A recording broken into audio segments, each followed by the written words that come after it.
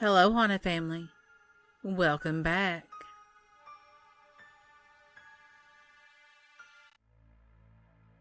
Story 1. Soldier in a Box. This is completely true. I witnessed it firsthand. My husband's grandfather had fought in World War II. He brought back with him badges and guns stolen from German soldiers that he had fought and killed. One set was given to my husband just before we moved into our first apartment. They hadn't been out of the box that they were kept in since Grandpa came back from Germany. I thought they were very interesting and needed to be displayed. That was a big mistake. After I took them from the box, I started seeing things in the apartment. Just little shadows out of the corner of my eye at first. They always had the shape of a person. A person that was brown, like a cloud of dust. The shadows were there even when there was no source that could be found for them. They were always around where the badges were displayed. I started getting really freaked out, so I put the badges in a new box and put them in the closet of my baby's nursery. One night, a few weeks after I'd done this, I started down the hallway to put the baby to bed, and I saw a man standing in the doorway of the nursery. I saw just the figure outlined by the moonlight streaming through the window behind him. As I walked towards him, he slammed the door shut behind him. I turned and ran, with the baby in my arms, to the neighbor's house. I stayed there until I heard my husband come home. After that, I begged my husband to put the badges in a storage unit. We moved a few years later to a small house.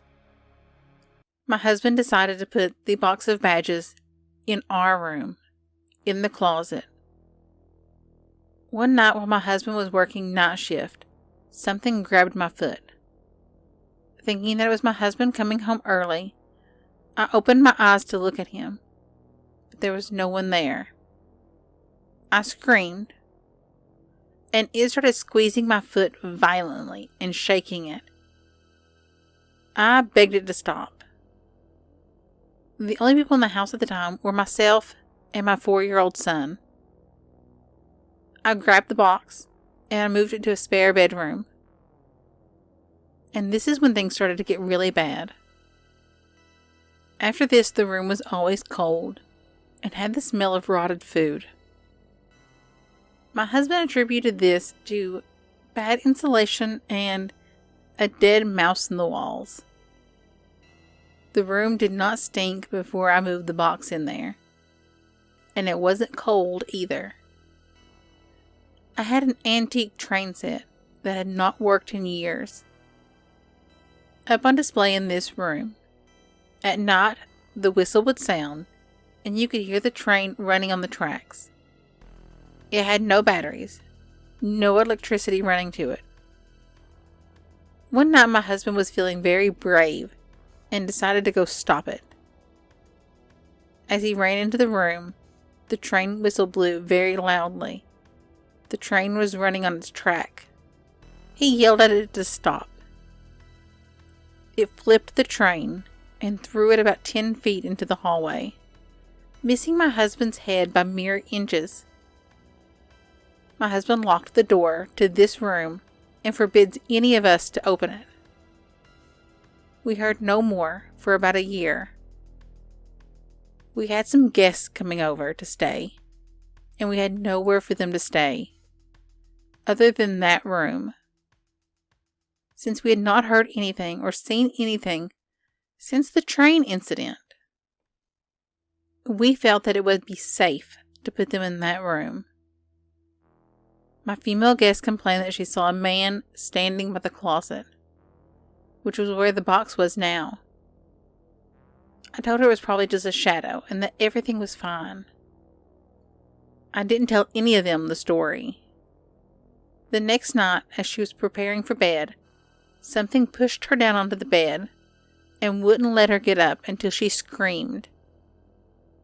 She refused to sleep in that room that night. They grabbed their things and went to stay at a hotel for the rest of their trip. And we locked that room again. We started to hear growls and moans from that room, and the doorknob would twist violently like something inside wanted out. My husband finally decided to get rid of the items. He placed them in a plastic bag, sealed it with wax, and we said a prayer over it. Told whatever it was to leave our family. And then he threw the items in a nearby dump. We've had no more problems in that room or anywhere else in our house since. Story 2. Martha. My husband and I purchased this old Tudor house in Norfolk about 2 years ago. The house had not been lived in for several years. I couldn't even get to the fireplace in the huge house because boxes and old furniture were everywhere. The house was in such disrepair. But as soon as I walked into the door with the agent, I knew I had to write a full price offer right then and there. I had to have this house. She was surprised because I hadn't went much further than the front door, and the house was a disaster. But I bought it and helped the man that owned it get all of his belongings out. He had inherited the house from someone who grew up there and lived there her whole life. She had never married. She died without any family living and left it to the man who had been her caregiver for 20 plus years. They were very close. We thought his imagination had the best of him because he sat us down before we went into closing and told us that the house was haunted and that if we wanted out of the contract, he would understand. He said it was his dream to bring the house back to life, but he became ill and wasn't able to do that. We were actually the third owners of the house, and things started happening shortly after we moved in. At first, we just shrugged it off, made up excuses. Lights would flicker on and off. We would smell a really sweet smell in certain parts of the house. We have a cat, and he's always really calm. After we moved into this house, he became so jumpy. He started hissing and swatting at the air. We came home often to find him locked in the bathroom. I became very good friends with the person we bought the house from, and he showed me pictures of the lady that he had inherited the house from, and gave me some of her things that she had when she was a little girl. He also gave me some antiques that had belonged to her. I already had a house full of antiques myself, so these pieces fit right in. One of the pieces I have is a beautiful old secretary, and I moved it where I thought I would like to have it. I don't know why, but for some reason I moved it on the very same day the man I bought the house from came to visit. When he walked in, he said, "Oh my, Martha had a secretary just like that." And that's exactly the place that she had hers. From then on, things got interesting. Whenever someone would go near the secretary, the room would fill with the smell of perfume. Confined to that area, not any other part of the house. We didn't discuss this with anyone because we didn't want to come off weird. On several visits from friends, the smell appeared, and visitors would always ask what the smell was. And then the cat would start acting really weird, running around that area, swatting at the air, hissing at nothing. And shortly after that, people would leave. The strange thing was, I always felt safe in that big old house. I was very happy there.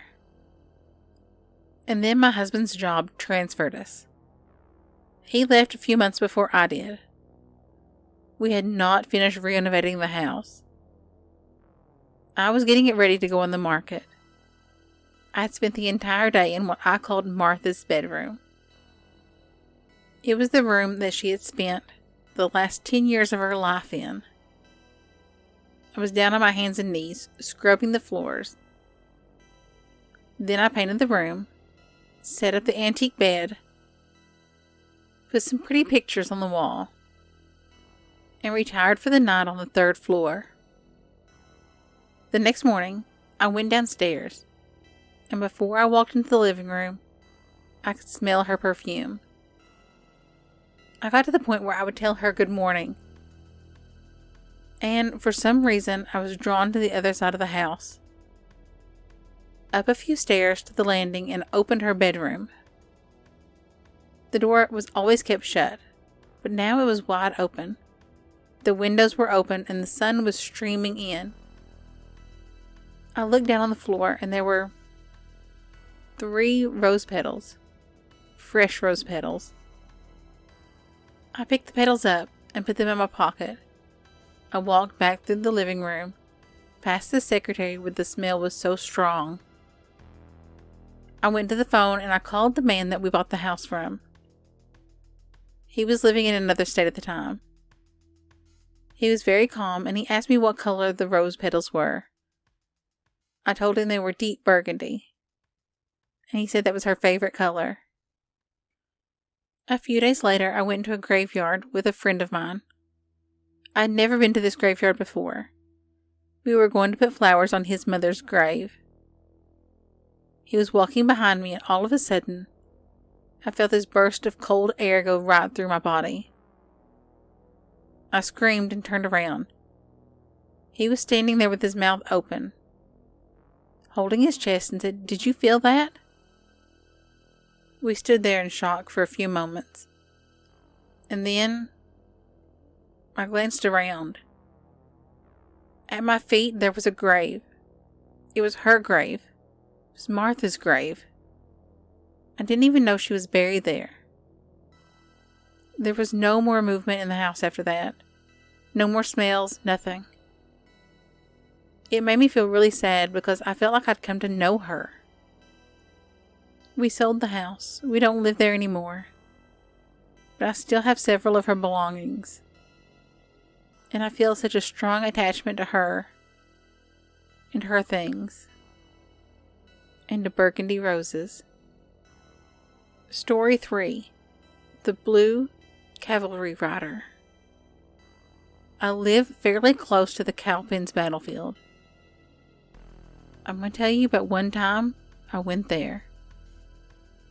We visited the battlefield for a picnic. It was weird from the start because I swear I could no longer find the visitor center. The blacktop roads had been replaced by dirt roads. In the clearing, where concerts are usually held, was covered with trees and bushes. When I finally found my way to the area where the big cavalry battle was fought, I began to feel an eerie presence, like I was being watched. I turned around to find a bush shaking violently. And then I saw a flash, followed by the sound of a loud bang. I quickly turned to see who or what was shooting. In the clearing, about 50 yards away, was a cavalry rider, surely American. He was giving off this strange blue aura. He was definitely wearing a revolutionary uniform. And before my eyes, he vanished into thin air. I've not been back since.